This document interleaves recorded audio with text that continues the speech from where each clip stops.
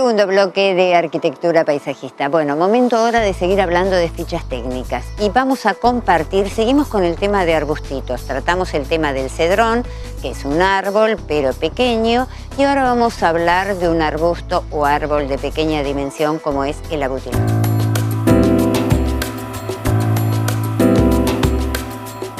El Abutilon megapotamicum también es un arbusto apoyante que tiene largo periodo de floración. Es muy recomendable porque florece mucho, tiene floración. Hay ejemplares de distintos tonos, en color amarillo, blanco, rojo y amarillo, color un naranja bastante subido. De acuerdo al color de la flor también sus follajes y sus portes difieren un tanto en su magnitud y en su aspecto. El Abutilon megapotamicum anda muy bien a media sombra, se puede usar al borde de los arbustos como cubresuelo, como ejemplar aislado o como arbusto apoyante. El Abutilon pictum tiene la flor más grande, es distinto el tamaño de la flor.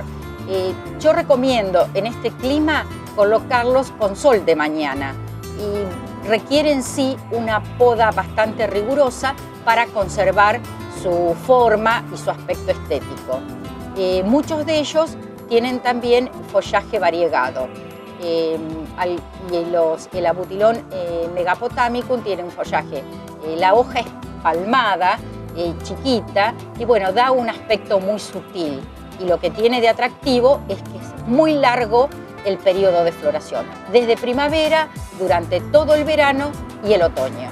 También recomiendo colocarlo en un lugar donde la helada no lo castigue demasiado, porque si esto ocurre, aún en pleno invierno puede tener floración. Y por supuesto que atrae a nuestros tan codiciados colibríes.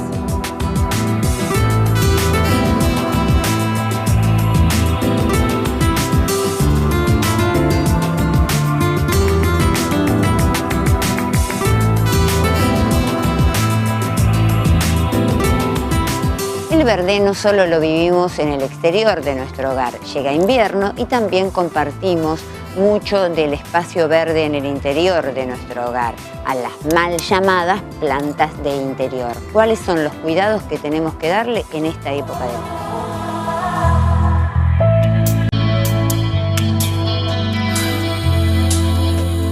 Bueno, Gustavo, en el día de hoy vamos a hablar un poco del tema de las mal llamadas plantas de interior y cómo es el manejo en esta época del año, ¿no? Exacto. Bueno, lo que es la planta de interior, desde ya siempre hay que tenerla en un lugar luminoso, que es lo importante para que no se estiren, no se pongan flacas, diríamos. Después hay... A las mujeres nos encantaría, pero bueno, a las plantas no quedaría estético. Exacto. Lo que hay que tener en cuenta es eso, y después principalmente lo que es, bueno, calefacción. Ya hay plantas que por ahí, cuando empieza a hacer frío, no dejarlas cerca de los vidrios, porque por ahí las puede llegar a afectar igual. La helada o el Exacto, sí. El vidrio transmite mucho lo que es el frío de afuera, entonces tratar de que no estén pegadas ni muy cerca al vidrio. Eso es lo importante. Después, por otro lado, bueno, sacar hojas amarillas que libera fuerza a la planta para que largue follaje nuevo. No está de más decir que le incorporen cada 20 o 30 días o en el lapso invernal que la planta sigue creciendo con el calor de interior y nutrientes. Puede ser algún nutriente granulado.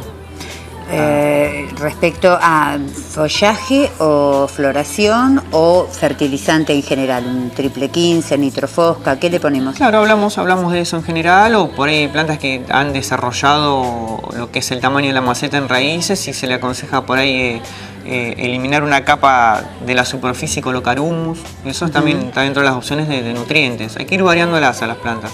Bien, ¿y qué pasa con la calefacción? ¿Cómo lo manejamos? Porque el ambiente que esté húmedo, con la calefacción viste que se reseca un poco el ambiente también en el interior de la casa, ¿cómo lo manejamos eso? Mira, lo importante de la calefacción, que muchos cometen el error, no hay que tenerle miedo que la planta por el calor no se va a morir. Lo que hay que tener en cuenta es que se va a tener que hidratar más que en el verano. O sea, la planta al haber más calor en el ambiente en el invierno, uno tiene que estar más pendiente del riego. Eso es lo que hay que tener en cuenta, porque hay gente que piensa, no hace calor, tal vez no le da tanta importancia al patio y la relaciona con las plantas de interior y las riega. Y ahí es donde empiezan a sufrir o, bueno, desde ya se pueden venir abajo. ¿Cómo es el riego en una planta de interior, ya que hablas de riego? ¿Es un riego de raíces, una pulverización? Y no aconsejamos tirar agua en la hoja porque puede llegar a formular algún tipo de hongo en la mayoría de las variedades. Siempre lo importante es regarla en la maceta, sobre la tierra, y bueno, el agua que despide, que quede en algún plato, lógicamente se tira el agua del plato que no queda ahí adentro. Porque la planta a veces muchos lo pueden utilizar como reservas, pero si vos le dejás el plato lleno de agua, la planta es como que sigue por capilaridad subiéndole el agua y la saturas de humedad. ¿Cómo nos damos cuenta cuando una planta está saturada de humedad en el interior? Y lo más evidente es cuando la puntita de la hoja, en sí, de la planta, comienza a amarillentar y de ahí va un punto negro. Empieza a avanzar del perímetro de la hoja del perímetro hacia el centro, perdón.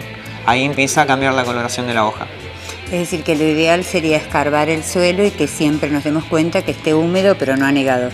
Exacto, sí, esa sería una de las maneras más fáciles de manejar el riego.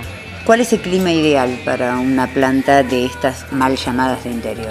Exacto, lo que hay que tener en cuenta es que el clima sea templado, no un calor en exceso, porque también hay gente que sube mucho los calefactores y picos de mucha temperatura y después los apagan a la noche, esas amplitudes térmicas a la planta interior no le viene bien.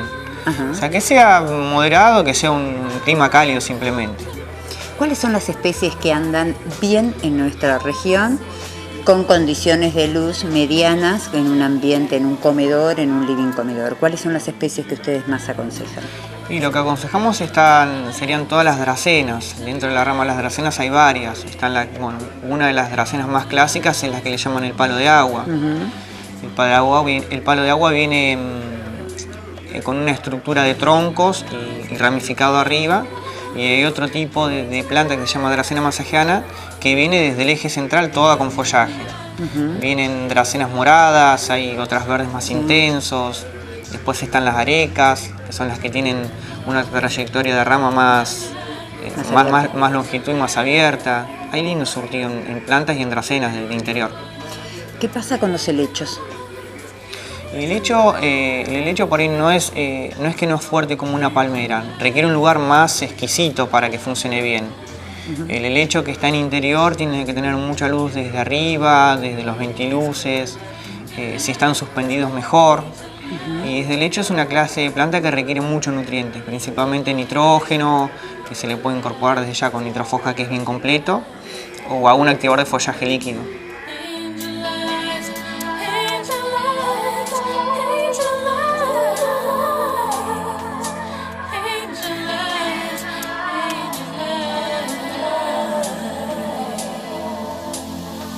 Si quiere disfrutar de un agradable momento, un entorno soñado y exquisiteces, los invito a la Finca Oliva Olivos. Casa de té y bistro, la Finca Oliva Olivos. Aromas de la huerta, tablas, ahumados de carnes exóticas, eventos, regalos empresariales. Reservas al 0291-644-3602. Para crear ambientes con carácter, Idealuz Home. Diseño actual e innovador, iluminación y deco, profesionales para crear espacios con carácter. Idealuz Home, Avenida Cabrera 3438, o al teléfono 480-0201. Luciano Dutari, Antigüedades y Modernidades, listas de casamiento, Sarmiento 1389.